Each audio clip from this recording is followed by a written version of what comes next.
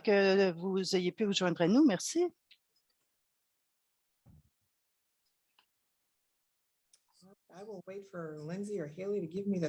Je vais attendre que Hayley ou Lindsay m'indiquent que nous sommes prêts. Donc, je vois Rhonda. Bonjour. Excellent. Donc, on m'a donné le signe que nous pouvons commencer. On veut s'assurer d'avoir tout le temps nécessaire. Donc, on va débuter pour nos invités spéciaux et aussi avoir une bonne conversation en ce qui concerne les services EAH dans le domaine de la PCI. Et donc, je vais vous demander si vous pouvez éteindre vos micros, à moins que vous ayez un commentaire à faire ou poser une question, juste pour qu'on puisse garder le niveau de son le moins élevé possible. Donc, je disais bonjour, bon après-midi, bonne soirée à tous. Je veux vous accueillir à notre communauté de pratique pour les EAH dans les établissements de santé. On veut parler des ordres du jour qui sont bien alignés en partenariat. Et donc, je me présente et mon équipe. Moi, je suis Joanne McGriff. Je suis avec le Global Health à l'école de santé publique à Emory en Georgie. Et aussi pour l'eau, je suis membre du conseil pour les services EAH. Et Lindsay Denis est aussi avec nous, santé publique, et Hayley Elling, qu'on a vu ici dans le chat, qui nous aide avec la logistique, l'interprétation. Et donc, vous allez voir beaucoup de notes de Hayley quand on va progresser dans le webinaire aujourd'hui. Donc, je vais commencer la séance d'aujourd'hui avec un rappel. Qu'est-ce que c'est que la communauté de pratique? Donc, si on peut me donner la prochaine diapo. Donc, nous sommes une plateforme qui rassemble les communautés WASH et PCI. Et notre objectif est de vraiment étendre la conversation, relier les experts, les collègues à la communauté EAH. Et donc, l'interprète n'entend pas l'interprète. Il y a des bruits de fond. Donc, dans ces webinaires, que vous ayez de l'expérience ou que vous soyez un expert ou non,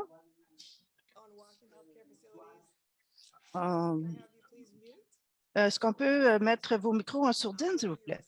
Alors que vous soyez un expert ou que vous travaillez ou non déjà dans les établissements de santé ou que ce soit un tout nouveau sujet pour vous, tout le monde ici est bienvenu et on espère que ces webinaires vont être le plus interactifs possible, qu'on puisse partager de l'information. Donc, comme vous pouvez voir, notre modèle ici, c'est de se connecter, de partager et d'encourager tout le monde à agir. Je veux aussi rappeler à tout le monde quels sont les principes directeurs de cette communauté de pratique pour que vous sachiez d'où on vient dans ces webinaires ou quand vous voyez un de nos bulletins, connaître un peu notre philosophie. Et tout d'abord, et c'est très pertinent pour aujourd'hui, c'est que l'EAH est une condition préalable essentielle à la qualité des soins dans les établissements de santé. Il ne peut pas y avoir de prévention et de contrôle efficace des infections sans EAH, des services EAH adéquats. Donc, c'est ce qu'on croit. Et c'est un peu le sous-thème de nos webinaires et de nos conversations. Et deuxièmement, le problème de l'eau, de l'assainissement et de l'hygiène dans les établissements de santé, c'est un problème qui peut être résolu. Il y a beaucoup de systèmes, de secteurs qui ont beaucoup d'expérience et qui travaillent ensemble pour essayer d'avoir des résultats durables. Et enfin, la communauté de pratique est ouverte à tous ceux qui cherchent à apprendre et à partager sur le thème de l'EAH, les meilleures pratiques, etc. On accueille la diversité des perspectives et des expériences et on espère que ça se reflète dans le choix des présentateurs et des sujets que nous adressons. Donc, je souligne ceci, l'équipe, avant de poursuivre dans nos annonces, je suis certaine que beaucoup d'entre nous vont être très surpris hier d'apprendre une très mauvaise nouvelle de la perte d'une légende de la santé mondiale, Paul Farmer. J'ai pensé que ça vaudrait la peine de... Je sais que Dr. Farmer était un grand défenseur de l'égalité des soins de la santé en particulier la santé comme droit humain. Je sais que beaucoup d'entre vous connaissez beaucoup de ces citations. Je sais qu'il est probablement très cher à beaucoup de vos cœurs grâce à ses livres et son approche en matière de santé mondiale. Donc, on est très heureux de tout ce qu'il a fait. On le remercie. En particulier pour Haïti, Rwanda et en fait pour le monde, toutes ses contributions et ses efforts ont l'honneur l'honneur aujourd'hui et prendre un moment, si vous voulez, on prend un petit 10 secondes, un moment de silence à la mémoire du docteur Paul Farmer.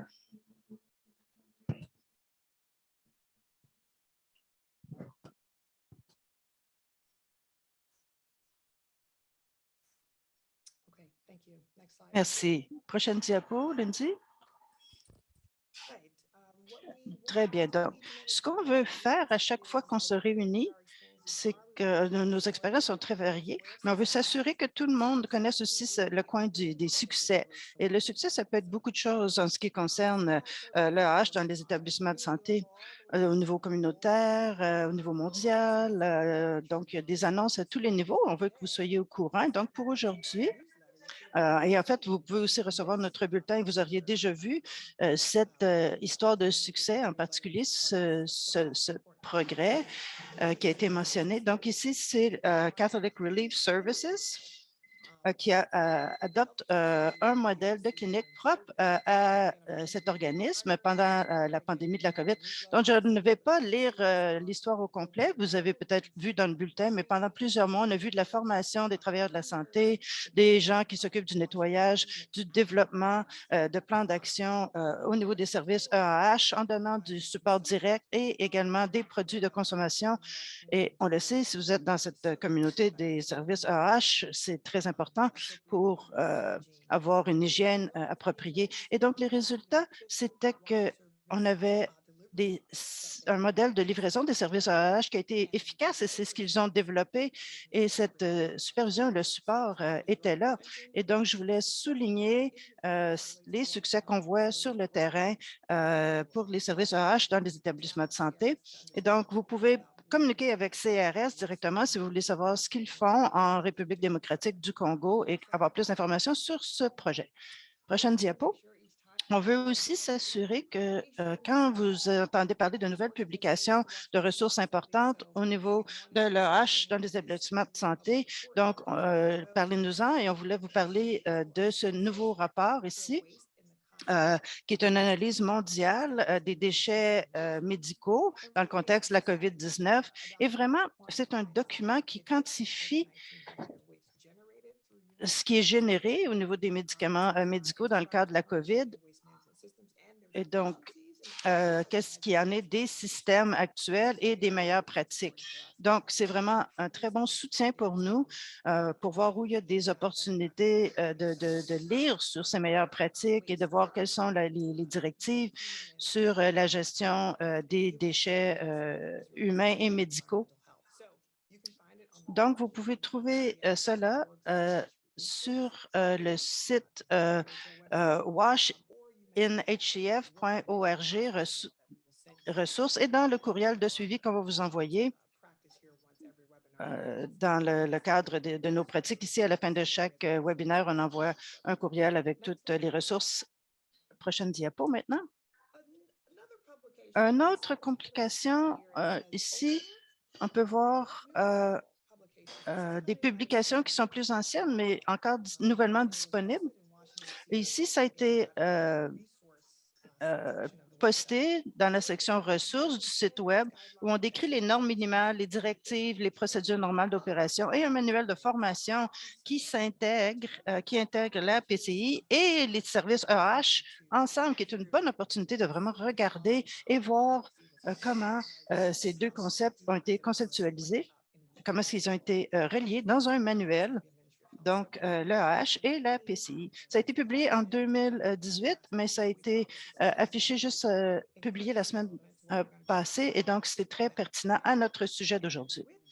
Et sur ce, je vais passer à la prochaine diapo et donner la parole à Lindsay Denny qui va nous expliquer certaines des rationales, des mentalités, des idées autour de notre sujet d'aujourd'hui pour aligner les ordres du jour des services EAH et PCI. Donc, je vous donne la parole, Lindsay. Merci beaucoup, Joanne. Bonjour, bon après-midi à tous. Je suis très heureuse d'avoir cette conversation avec vous. C'est quelque chose qui me fait beaucoup plaisir. J'avais bien hâte. Et je pense qu'on a une bonne raison d'être axé sur ce sujet aujourd'hui. Et donc, pour que tout le monde soit un peu sur la même longueur d'onde, quelle est notre approche au niveau des services EAH dans les établissements de santé? Donc, c'est entre deux secteurs, entre le secteur de l'EAH et le secteur de la santé. Et ces deux secteurs travaillent souvent en parallèle, mais pas nécessairement l'un avec l'autre. Et donc, la conversation que j'ai déjà eue dans le passé, le secteur de la santé dit que l'EAH est responsable des établissements de santé à cause de l'expertise technique et l'autre, la santé dit que c'est l'établissement qui est responsable. Euh, et donc, on a de la difficulté à aligner les priorités à cause de ça. Quand on passe aux deux secteurs qui travaillent ensemble et qu'on regarde au niveau de la PCI, le personnel vient souvent d'antécédents différents, mais ils ne parlent pas nécessairement la même langue. Et donc, quand on pense à ces enjeux, on entend souvent cette préoccupation d'une barrière de la langue entre les deux secteurs.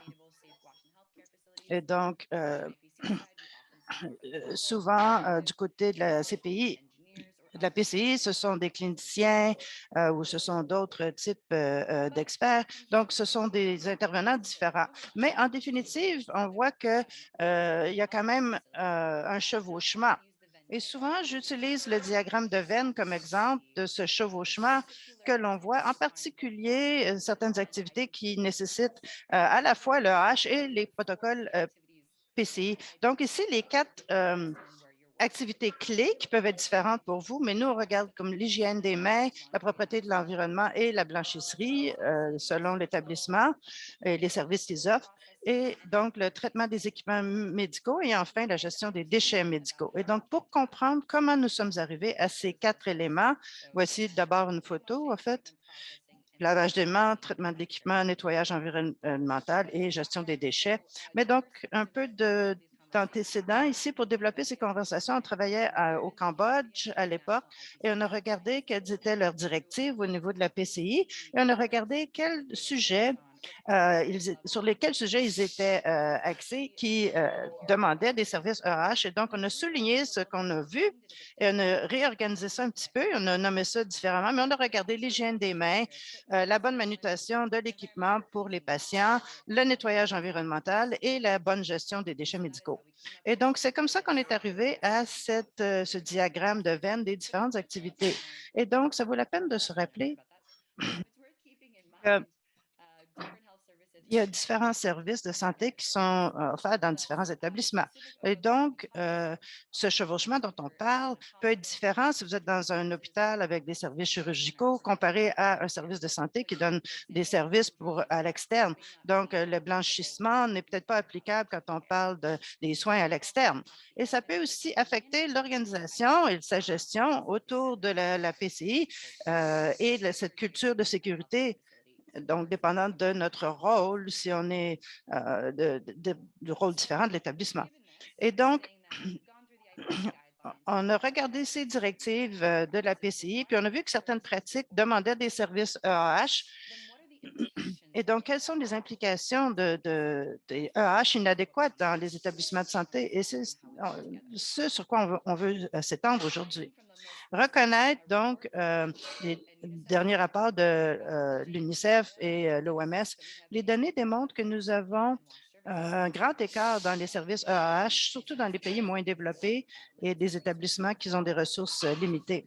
Et une autre préoccupation qui n'est peut-être pas inclue dans le JMP, c'est la capacité des établissements de fournir des services EAH sécuritaires, la qualité de l'eau, la saisonnalité, est-ce qu'il y a une disponibilité saisonnière de l'eau, conditions hygiéniques, la résilience climatique. Tous ces éléments, donc, peuvent mener à des mauvais services EAH et la difficulté de pratiquer des bonnes mesures PCI. Et donc, c'est ici l'énoncé principal. Pourquoi est-ce qu'on a besoin de partenariats PCI, EAH? Il y a une présomption dans les directives que les services EAH sont facilement disponibles dans les établissements de santé, mais c'est sans tenir compte des défis auxquels sont confrontés de nombreux établissements où ces services sont limités ou inexistants. Et donc, les politiques et directives PCI sont insuffisants dans ces contextes et les établissements de santé ont de la difficulté à assurer que le personnel puisse pratiquer des protocoles PCI tant que les services EAH sont inadéquats. Donc, c'est vraiment notre argument.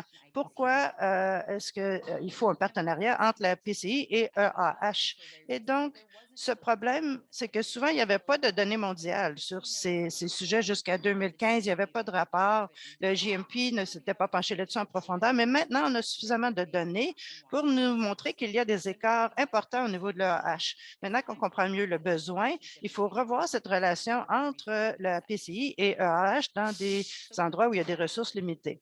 Et donc, la voie à venir, eh bien, c'est la recommandation d'Emery, et on va entendre des experts aujourd'hui, mais notre recommandation, c'est que nous concentrions sur l'intégration du programme EAH dans des protocoles, stratégies et communication pour le changement de comportement. Et un bon exemple ici, c'est un document de 2018, mais qui est un très bon exemple de les deux PCI et EAH étaient considérés ensemble. Mais ce n'est pas nécessaire de le faire dans ce format, mais il faut travailler ensemble pour atteindre des soins de santé qui sont sécuritaires.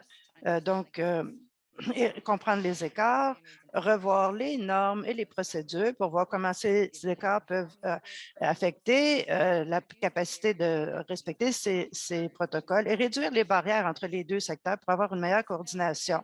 Et donc, encore une fois, il y a des secteurs qui chevauchent. Il y a des éléments où le H va être impliqué et d'autres où la PCI, mais on voit avec le diagramme de Venn qu'il y a un grand chevauchement et il faut en prendre en compte pour les patients et les membres du personnel pour que tous soient en sécurité.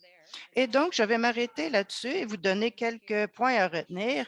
Donc, les services AH sont nécessaires pour les activités de la PCI, telles que souvent, malheureusement, les directives ne regardent pas ces éléments, ces manquements. Avec les nouvelles données, on veut revisiter cette relation et comprendre comment on peut travailler ensemble pour faire face à ces réalités et on propose l'intégration comme une voie pour y arriver. Donc, je vais m'arrêter là-dessus. Je pense qu'on veut entendre parler de nos conférenciers. Donc, Joanne, je vous redonne la parole et tu peux nous indiquer la direction à suivre. Oui, merci beaucoup, Lindsay, de nous avoir fourni cette idée sur l'intégration. Donc, j'ai le plaisir de vous présenter j'ai publié les bios, mais donc pour Dr. Sadé, n'est-ce pas? Oui, donc professeur Sadé Ogunsola est professeur de microbiologie clinique au Collège of Medicine de l'Université du Lagos et directeur du Centre pour le contrôle des infections et la sécurité des patients. Et son intérêt et son travail en recherche a été centré surtout sur le diagnostic et la prévention des maladies infectieuses, le contrôle des infections et la résistance antimicrobienne. Elle est présidente du groupe de développement des directives de l'OMS pour l'Ebola. Elle est membre de la Société nigérienne du contrôle des infections et également du ICANN, le réseau africain du contrôle des infections. Elle travaille dans la PCI depuis plus de 20 ans. Donc, on aura aussi Dr. Iman Ouedi, qui est un fellow en pathologie clinique et chimique, faculté de médecine à l'Université Ain Sham au Caire, en Égypte. Elle est conseillère en microbiologie et PCI depuis 2004 avec l'expérience extensive en prévention des infections et son contrôle au niveau national et régional. Et elle supporte les programmes PCI dans plusieurs pays, y compris l'Égypte, le Pakistan, l'Irak, la Jordanie et la Tunisie. Au niveau international, elle a participé à la revue de plusieurs manuels de l'OMS sur la PCI et ses efforts ont été reconnus pour ses efforts en tant que récipiendaire du prix de 2019 international de la Fédération IFICP et IPAC au Canada. Donc, c'est vraiment un plaisir d'avoir ces deux conférencières avec nous. Et donc, sans plus tarder, je vais donner la parole au professeur Sadé Ogunsala pour commencer. Professeur, allez-y. Bon, alors, professeur, votre micro est fermé. Il faudrait le rouvrir pour commencer. Bon, est-ce que vous m'entendez? Oui, on vous entend et on voit votre écran. On le met en mode de présentation et voilà. Merci beaucoup. D'abord, c'est un plaisir d'être ici. J'ai essayé de faire de ma présentation plus une conversation qu'un cours magistral, quoi. Je veux vous rappeler que du point de vue de la PCI, l'EH est essentiel pour la plupart des choses qu'on fait en PCI au niveau de la prévention de la contamination de l'eau, au niveau de la gestion des déchets des hôpitaux qui causent un risque de contamination dans la communauté et dans la nappe phréatique. Il y a le bâti environnemental, le nettoyage environnemental, l'assainissement, l'esthétique, et il y a les précautions usuelles. On voit donc que le AH est essentiel à la PCI. Et si on regarde les composantes de base, les principales composantes, c'est vraiment un élément fondamental de ces principales composantes qui crée un environnement propice à la prévention de la transmission de maladies par le développement de l'infrastructure pour les soins de santé et un ensemble de mesures qui touchent la buanderie, les cuisines, la gestion des déchets, l'hygiène des mains et le nettoyage environnemental et la stérilisation.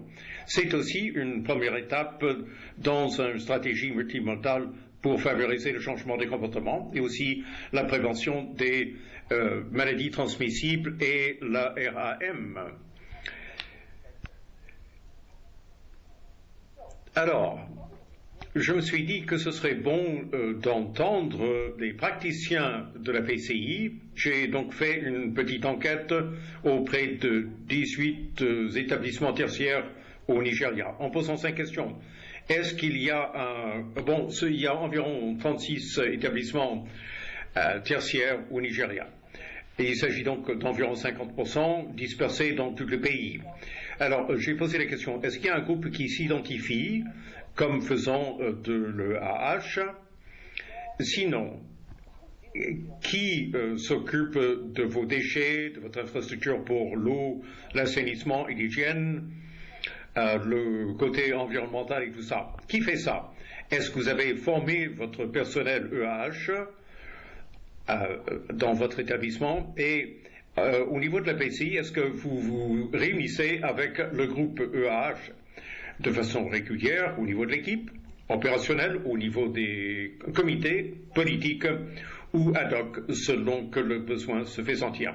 Alors, je veux partager les réponses parce que ça va nous donner une idée. Est-ce que vous avez de l'EAH? 16 des 18 n'en ont pas eu. Quelqu'un qui se fait au niveau de l'EAH. Alors, qui s'occupe des activités EAH? Le groupe de l'assainissement environnemental dans la plupart des cas. Ensuite, le département ou le service des travaux. Et 2 avaient un service EAH, mais pas où se trouvait l'équipe de PCI qui était en microbiologie clinique et l'EAH en santé publique. Les 2 ne se rencontrent pas. Et dans seulement un cas, on a dit que c'était intégré à la PCI. Ensuite, j'ai demandé s'il y avait de la formation. En 4, on dit non. 8, on dit oui, mais sous réserve, quand le besoin se fait sentir. Et beaucoup des discussions tournaient autour de la Covid parce qu'on était en mode réponse. 6 n'ont pas répondu. Ensuite, je leur ai demandé s'ils se réunissaient. 16 ont dit oui, on a des réunions. 2 ont dit non, pas du tout. Quel type de réunion? 4 ont dit on est ensemble au niveau du comité PCI. 2 ont dit au niveau de l'équipe PCI. Et 8 ont dit c'est selon qu'on a besoin de leur parler. S'il y a un problème, on tient des réunions courtes. Et ces réunions ont lieu 1 ou 2 fois par année. Donc, essentiellement, il n'y avait pas de réunion régulière. Voici quelques-unes des voies. Nous n'avons pas de hachage. La gestion des déchets se fait par l'unité d'assainissement environnemental. Les toilettes par la plomberie et de temps en temps, il y a de la formation en PCI.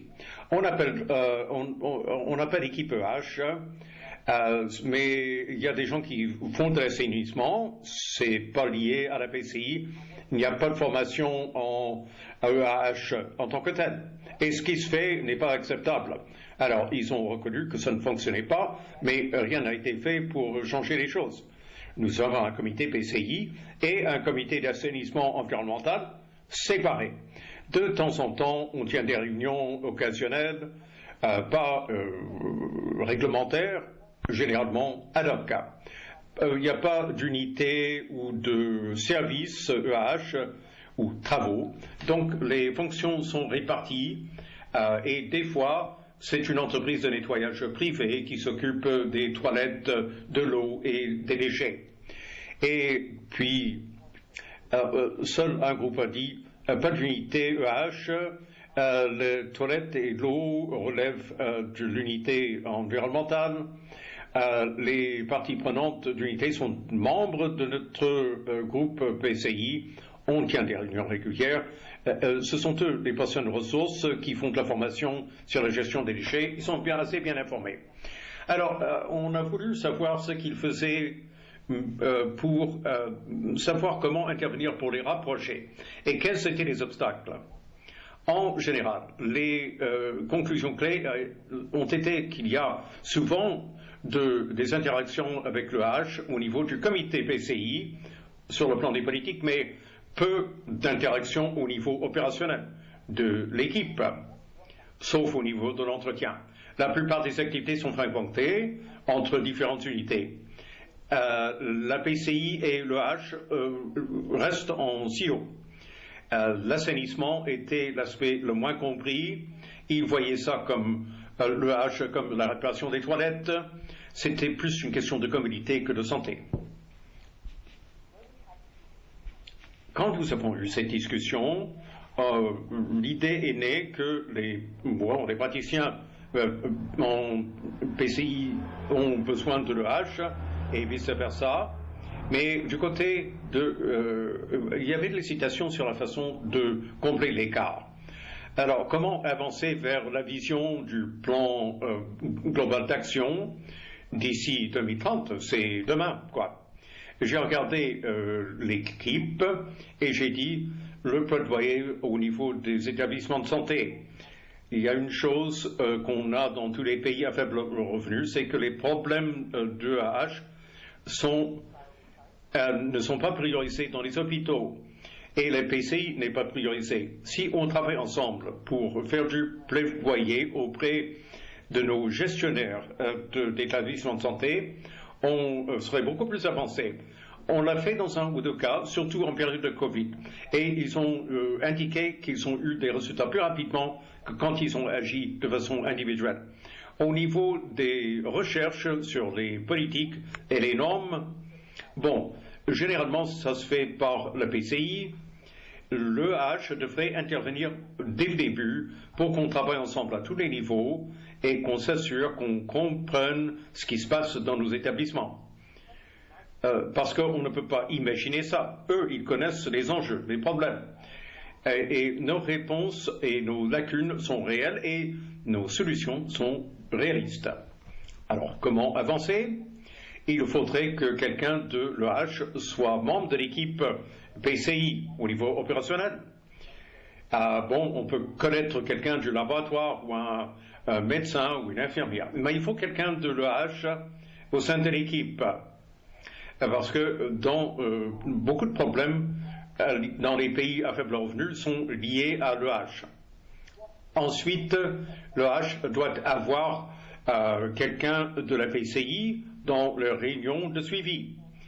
il faut de la formation sur la PCI pour les spécialistes de la page. Et les praticiens de la PCI doivent être formés sur les critères de H en suivant les normes de l'OMS.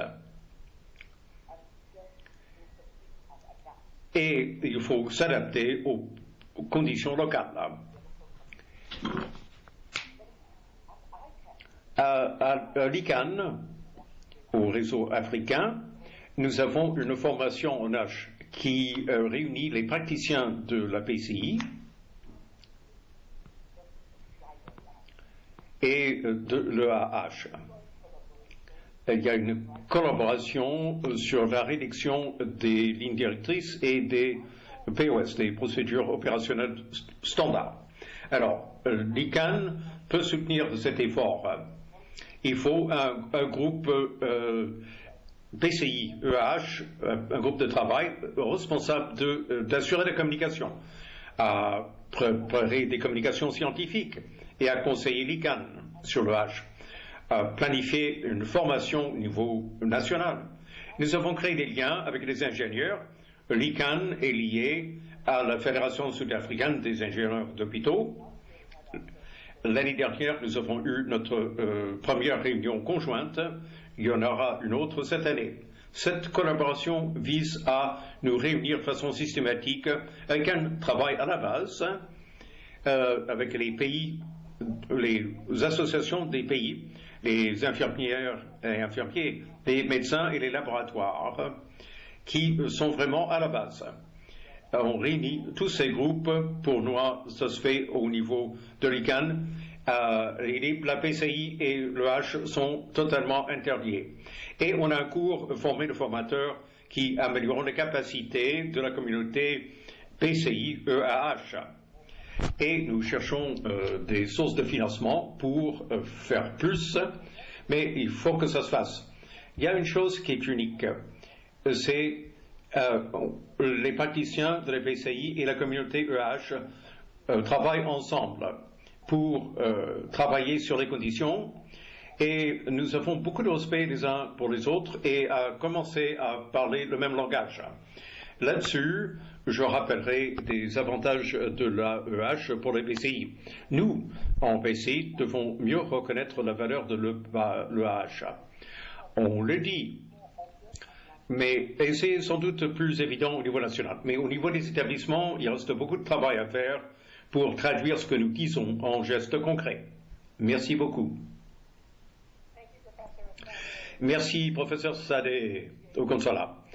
Merci beaucoup, nous apprécions beaucoup votre présentation. Et pour inciter les gens à garder leurs questions et leurs réflexions à la fin, je vais inviter le docteur Iman Rouedé à faire sa présentation.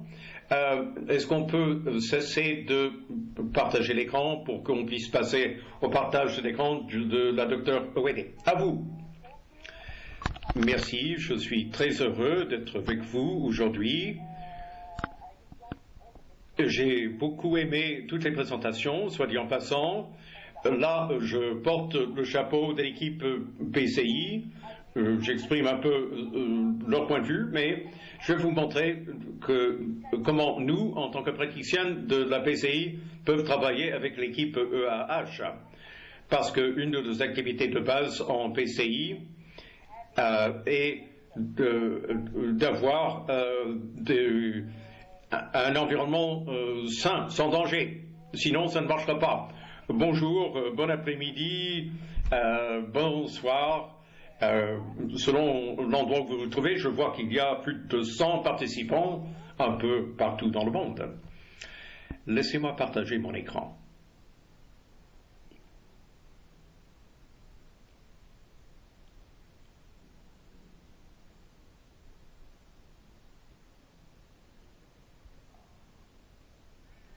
Donnez-moi un instant, s'il vous plaît.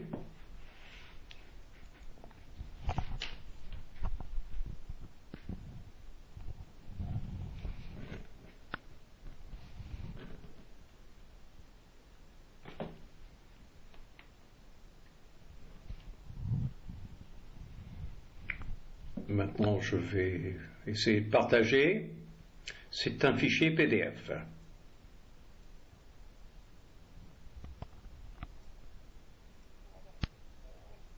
Je ne sais pas. Là, on voit une chemise et pas un fichier en tant que tel. Une chemise, je vais essayer de la partager maintenant. Encore un instant.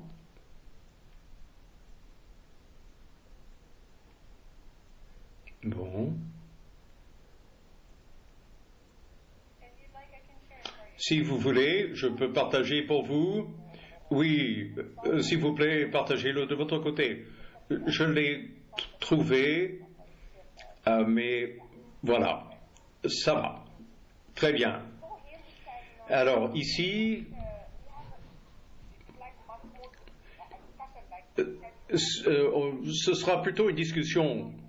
On veut comprendre l'alignement, comment nous, les spécialistes de la PCI, peuvent travailler avec l'équipe EAH pour assurer des soins de santé sans danger sûr.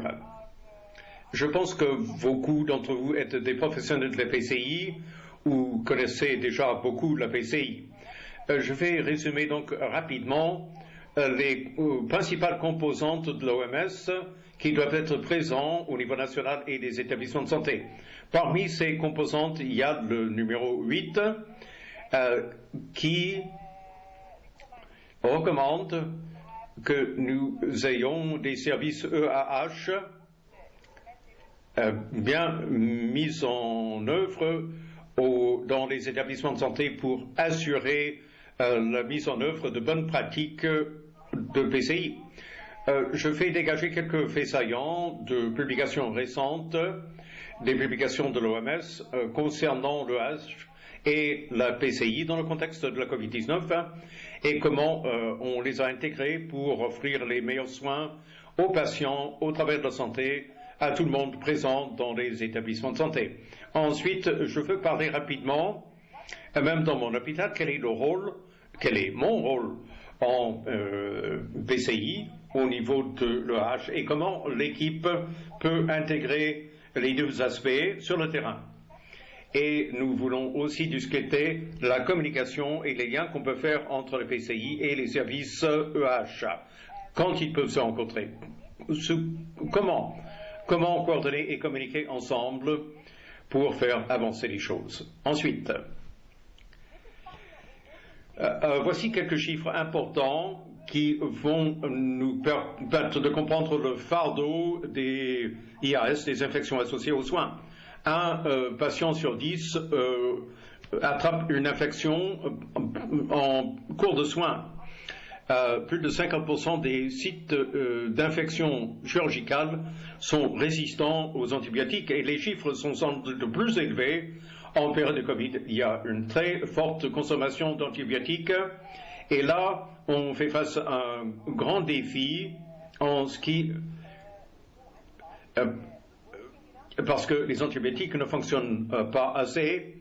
La seule solution à ce problème, c'est la PCI et les services EAH. On a un peu de chance quand même. Un programme en PCI efficace peut prévenir 30% des infections associées aux soins de santé. Et nous savons que les IAS représentent un fardeau important au niveau de la santé générale, les maladies plus graves, le prolongement des séjours en services de santé, des incapacités à long terme, des décès excédentaires, des fardeaux financiers plus élevés, des coûts plus élevés pour les patients et leurs familles, et la complication de ces IAS par la RAM. Mais si on a un programme efficace de PCI, nous pouvons surmonter ces fardeaux. Cette approche est une science avec des solutions pratiques conçues pour prévenir les torts causés par les infections aux patients et aux travailleurs de la santé, basées sur les principes des maladies infectieuses, de l'épidémiologie, de la science sociale et du renforcement des services de santé. Ensuite, en fait, le PCI est important en situation normale, mais pour faire face à des épidémies et la pandémie actuelle de la Covid-19, là, ça devient beaucoup plus importante, beaucoup plus importante. Et nous le voyons un peu partout dans le monde, dans les pays à revenus élevés et les pays à revenus faibles. Quand l'établissement, l'hôpital ou le pays, une fois qu'un programme PCI est en place, on réduit beaucoup l'incidence des infections. La pandémie de la Covid a montré que la PCI est vitale à tout système de santé résilient. Sans PCI, nous ne pourrions pas assurer une bonne qualité de soins à nos patients. La PCI est une activité permanente qui n'est pas liée à la pandémie ou à une éclosion donnée. C'est une activité dans le temps pour prévenir des problèmes. Il faut que tout le monde intervienne à partir de la direction des établissements jusqu'au personnel, aux patients et aux visiteurs. Pour nous, la PCI est l'affaire de tout le monde, pas notre affaire à nous. C'est essentiel pour réduire les infections au personnel, aux patients, aux visiteurs, pour assurer une bonne dispensation de soins et pour identifier des cas de transmission pour protéger tout le monde. Les objectifs de la PCI sont protéger tout le monde, vous-même, les patients, votre famille et l'ensemble de la communauté. Et en fait, l'OMS a publié des lignes directrices sur les principales composantes d'un programme de PCI au niveau national et des établissements de soins de santé. Il s'agit de montrer comment on peut mettre en œuvre la PCI pour prévenir les IAS et la RM. Il faut un leadership efficace et des équipes multidisciplinaires pour traduire ces lignes directrices en gestes. Et là, il s'agit de millions et de milliers de vies parce que la PCI ne peut pas être appliquée seule. Il faut une équipe multidisciplinaire, une équipe EH, les ingénieurs, les gestionnaires d'hôpital, tout le monde doit travailler avec nous pour mettre en œuvre de bons soins en toute sécurité pour les patients. Ces principales composantes sont au niveau de 6 au niveau national et 8 au niveau des établissements. Il s'agit d'éléments constitutifs de la PCI qui doivent être présents en place pour qu'on ait un programme de PCI efficace. Ces composantes sont fondées sur des preuves, des données probantes. Et 6 ont des énoncés de bonnes pratiques. Et c'est très important aujourd'hui, cette composante principale numéro 8 liée à l'environnement bâti, au matériel et l'équipement pour la PCI au niveau des établissements.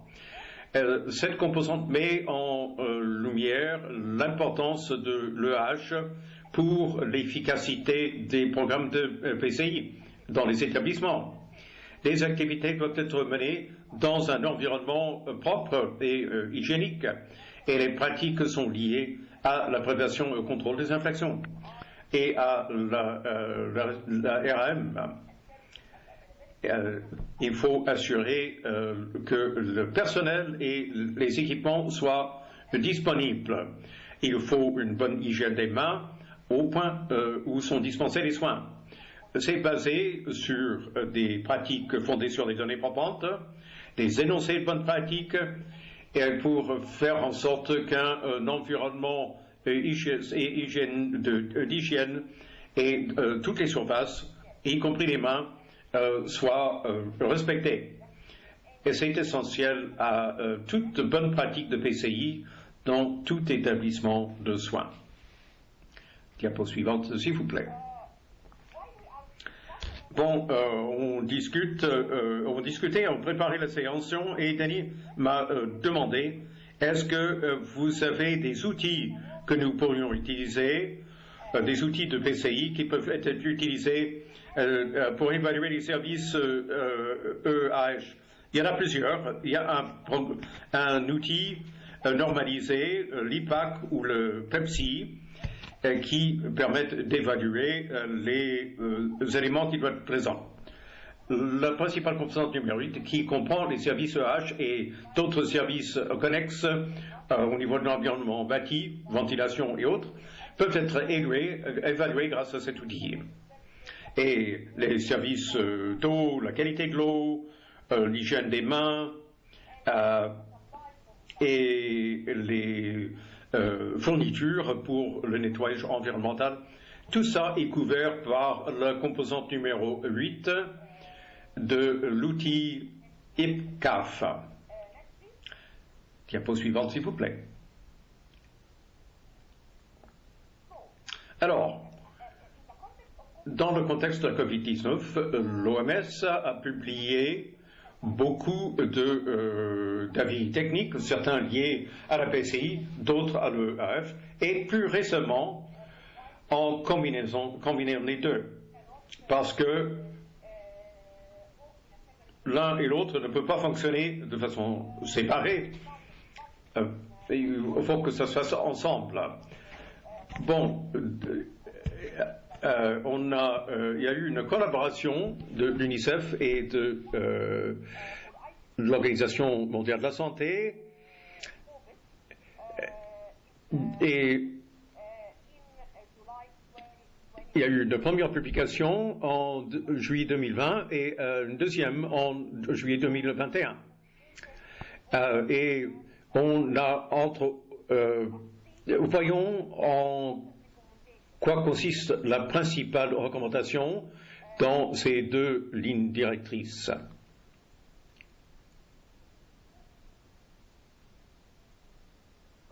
Alors, la recommandation la plus importante qui découle des lignes directrices sur le H, publiées en juillet 2020, c'est qu'il faut se concentrer sur l'hygiène des mains. Une bonne hygiène des mains est une des mesures préventives les plus importantes au bon moment, avec la bonne technique. L'hygiène environnementale, la désactivation efficace des surfaces peuvent être réalisées dans 1 minute à l'aide de désinfectants courants. Des lignes directrices existantes au LMH pour la bonne gestion de l'eau potable et des services d'assainissement s'appliquent à la Covid-19. Des investissements en EH doivent être faits dans tous les pays. Et il y a des co-avantages réalisés grâce à de bonnes pratiques EH qui peuvent permettre de prévenir des millions de maladies chaque année causées par d'autres maladies infectieuses. Regardons les lignes directrices sur la PCI en contexte de Covid-19. Prochain diapo, s'il vous plaît. Ces lignes directrices, pour résumer, il y a 5 recommandations pour prévenir la transmission de la Covid. D'abord, on applique les mêmes précautions à tous les patients en tout temps.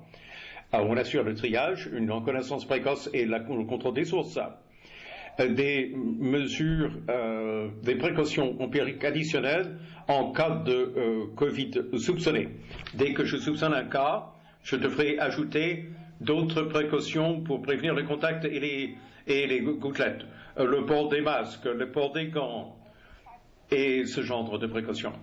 Des contrôles administratifs et des contrôles environnementaux et de génie au niveau des services EH. Les précautions standards sont des ensembles de précautions qui devraient être appliquées pour tous les patients en tout temps, infectés ou pas. Quand le patient arrive à l'hôpital, pour quelque raison que ce soit, le médecin ou l'infirmier ou l'infirmière ou quiconque offre des soins aux patients devrait suivre cet ensemble de précautions de base pour prévenir la transmission des infections pour eux et pour le patient. Il y en a à peu près 7 éléments sur la liste qui devraient être présents et en place pour assurer un bon environnement et de bons soins. L'hygiène des mains, l'hygiène respiratoire, l'utilisation d'équipements de protection personnelle appropriés selon l'évaluation des risques, de bonnes pratiques d'injection, la gestion des déchets, des linges propres, le nettoyage environnemental et la stérilisation des équipements utilisés pour le soin aux patients. Si on regarde ces précautions standards, ce groupe essentiel de mesures qui devaient être en place dans tous les hôpitaux pour prévenir les infections. Est-ce que l'EH joue un rôle dans l'une ou l'autre de ces mesures? En fait, j'étais très intéressé par le diagramme Venn de la première présentation qui a montré que si on regarde certaines de ces précautions, on voit comment les services EH interviennent en hygiène des mains, en assainissement environnemental, en gestion des déchets, et ainsi de suite. Et la stérilisation des instruments aussi. À mon avis, les services EAH jouent un rôle dans toutes les précautions standards au niveau de l'hygiène respiratoire. Si je tousse, je dois stériliser mes mains. Si j'utilise un EPP et que je dois l'enlever, il faut que je le mette les mains. L'assainissement environnemental, c'est clair qu'il faut de bons services EH pour avoir assez d'eau de bonne qualité. Le linge propre, l'environnement. Il faut avoir un environnement propre pour que toutes les injections se fassent en toute sécurité. La gestion des déchets, le linge, il faut que le linge soit correctement lavé. Oui, tout le monde s'entend pour dire que le nettoyage environnemental est essentiel et la stérilisation et pour la réalisation des équipements de soins. Les services EH jouent un rôle dans toutes les précautions pour la PCI, pas 2 ou 3 d'entre elles. Docteur Obédé, est-ce que nous pourrions vous demander de commencer à conclure pour nous? Vous voulez que j'accueille des commentaires? Non, nous voulons que les gens aient le temps de réfléchir et de poser des questions. Oui, je pense que je vais terminer avec cette diapo et nous allons pouvoir amorcer la discussion. Ce serait parfait.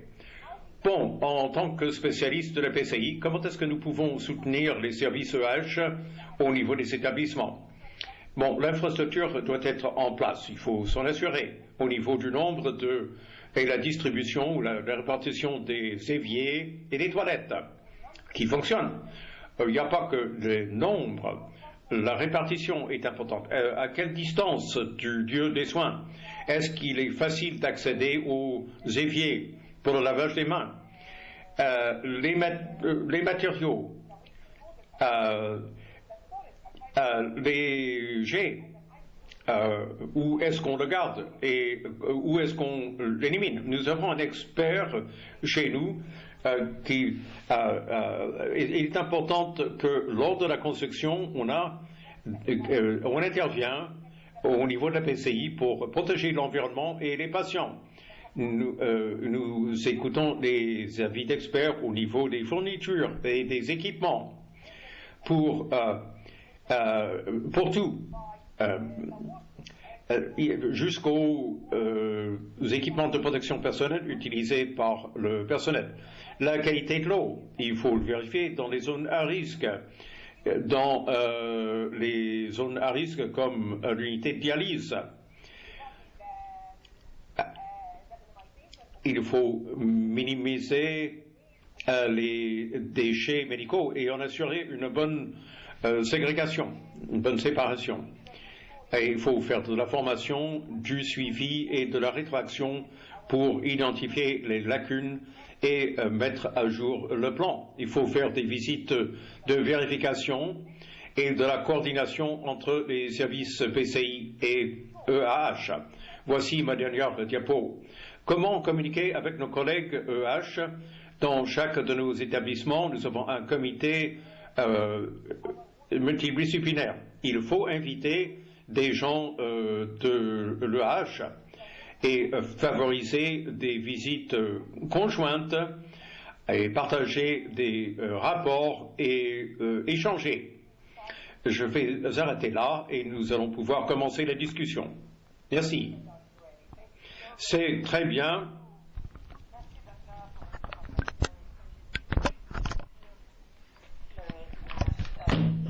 Programme PCI à USCDC. Alors, Marley,